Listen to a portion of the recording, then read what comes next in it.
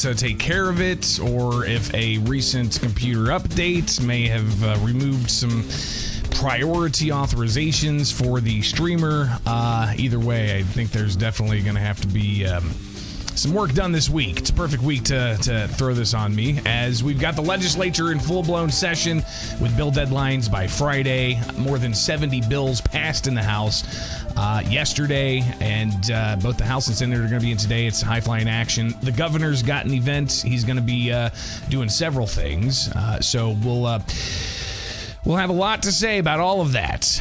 But here with Illinois in Focus Daily, you can wake up with us each and every weekday morning. Yesterday was a little bit glitchy for the live show, so I just want to remind everybody, we do the podcast live to tape, so later on in the morning you can catch the entirety of the program, so be sure to check all of that out. I really do appreciate those who are still with the live stream, even with the glitches. I think it really shows the true supporters of the program, so we tried going live already this morning and then coming back after trying to reprioritize the streaming software.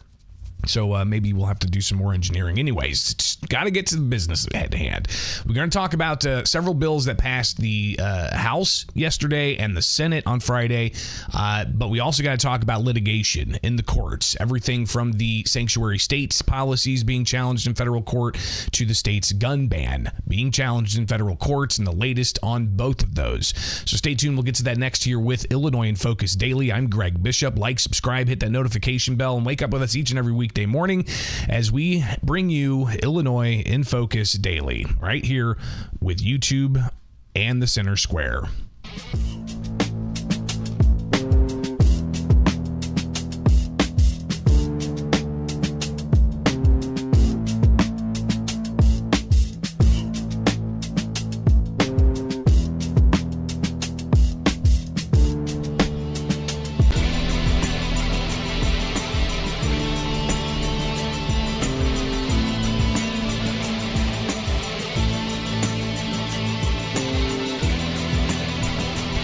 Ordered that the case challenging Illinois' gun ban moving forward in the 7th Circuit U.S. Court of Appeals after the plaintiff said they're sitting in purgatory right now. Welcome back. It's Illinois in Focus Daily. I'm Greg Bishop. Wake up with us each and every weekday morning here on YouTube for the Center Square. Get the newsletter in your inbox at thecentersquare.com. And if you do get that newsletter in your inbox, you'll find a whole bunch of headlines. But if you follow me on X, Bishop on Air, you'll be able to find some of the latest that's going on, including yesterday, as we saw the Illinois State Rifle Association, just one of several plaintiffs groups, announced that they asked the federal appeals courts to move on with the case, give them a briefing schedule so that the plaintiffs are no longer in purgatory. And the appeals court on Monday morning, after that filing Friday by the plaintiffs, said, hey, here's the schedule. All right, so let's get into this. So January 2023, the state of Illinois enacted a ban on more than 170 semi-automatic firearms, magazines over certain capacities. And that included a registry where you had to register firearms that you owned before the ban in order to be above the law. And if you didn't do that, there could be some criminal penalties and multiple criminal penalties for items like, if you have magazines and such. So clearly this was pretty different language, and that gut and replace happened during a lame duck session in January 2023, and the governor signing that. And then the courts were asked to get involved. You had state challenges filed by the likes of attorney Thomas DeVore. He had thousands of clients with temporary restraining orders against the state, and those lasted for months. But then in federal court, you had plaintiffs across the states locally challenge things like Naperville's gun ban in November of 2022 with the Beavis case. They then included the Illinois ban after it was passed in January 2023. That case is still pending in district courts, in federal district court. You've got challenges to Chicago and Cook County's ban as well, and the state ban. 4 cases consolidated in the Southern District of Illinois, where you've got the challenge of the gun ban having been dealt with on the merits. So if you remember in 2023, a lot of the action in court was on preliminary grounds. You had requests that there be a preliminary injunction, which essentially means an initial hold of the law while the case is being having to essentially deal with the merits, which those preliminary requests in 2023 went to help it all. You had the U.S. Supreme Court essentially say that they were going to not take any cases that weren't ripe, that weren't ready to go. Last year, with a 4-day bench trial, and Judge Stephen McGlynn in the district court, he ruled that the law was unconstitutional.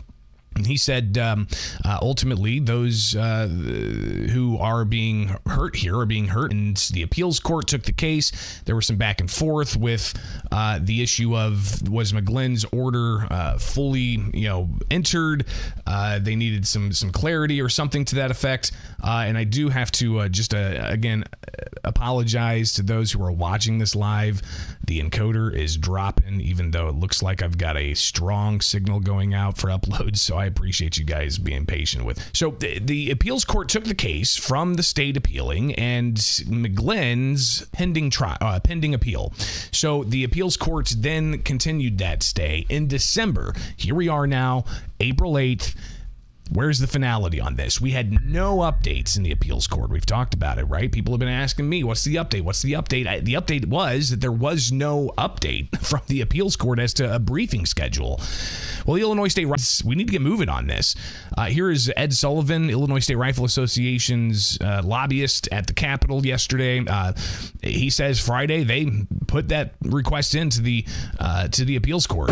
So Illinois State Rifle Association asked and put out a statement and a request through the courts that we get moving on our so-called assault weapons case, and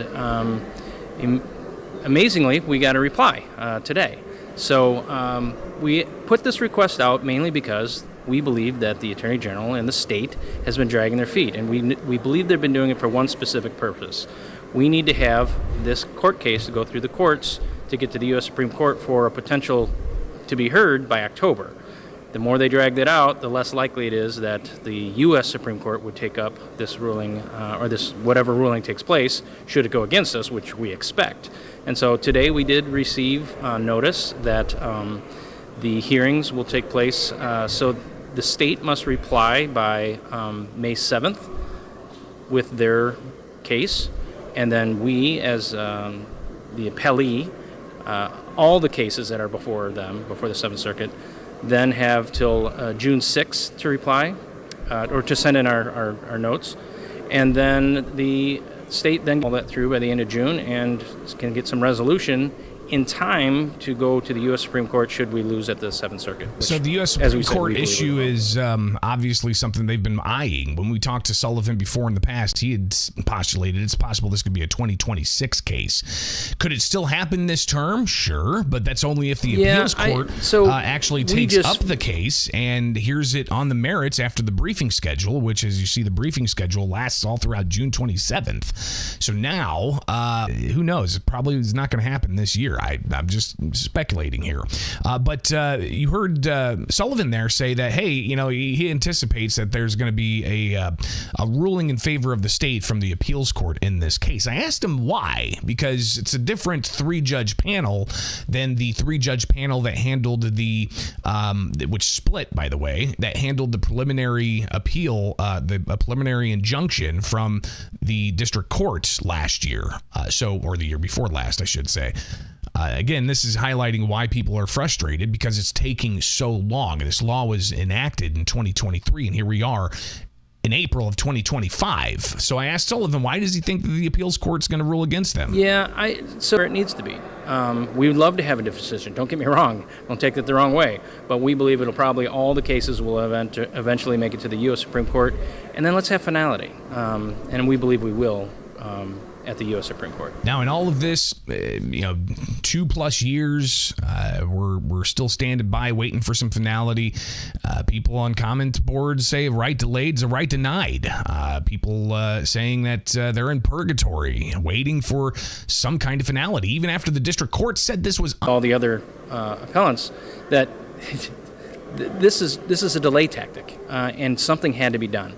We were trying to get moving. We were trying to do things that, the legal way, if you will. And so, finally they forced our hand. And so we had to do something to move this along in light of the deadline that we're seeing for anything to go to the U.S. Supreme Court.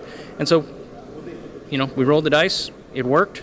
And that's what we're here to do. We're here to move things forward for our constituents, for our people that believe in the Second Amendment. The district judge, Stephen McGlynn, with a pretty thorough ruling after a 4-day bench trial dealing with the difference between military-style firearms and firearms that are commonly available to citizens, everything from the metallurgy that's used in the barrels to the stress tests that are done to, the difference between semi-automatic and full auto or burst. The district judge said, well, it looks like this law is unconstitutional. The impact of McGlynn's order, Sullivan says, is important. Put forth the arguments that are going to align with Bruen, align with, the laws of the land, and align with what we are hearing out of the U.S. Supreme Court and what we think they're going to. As to the latest there, here with Illinois in Focus Daily, and again, if you follow us on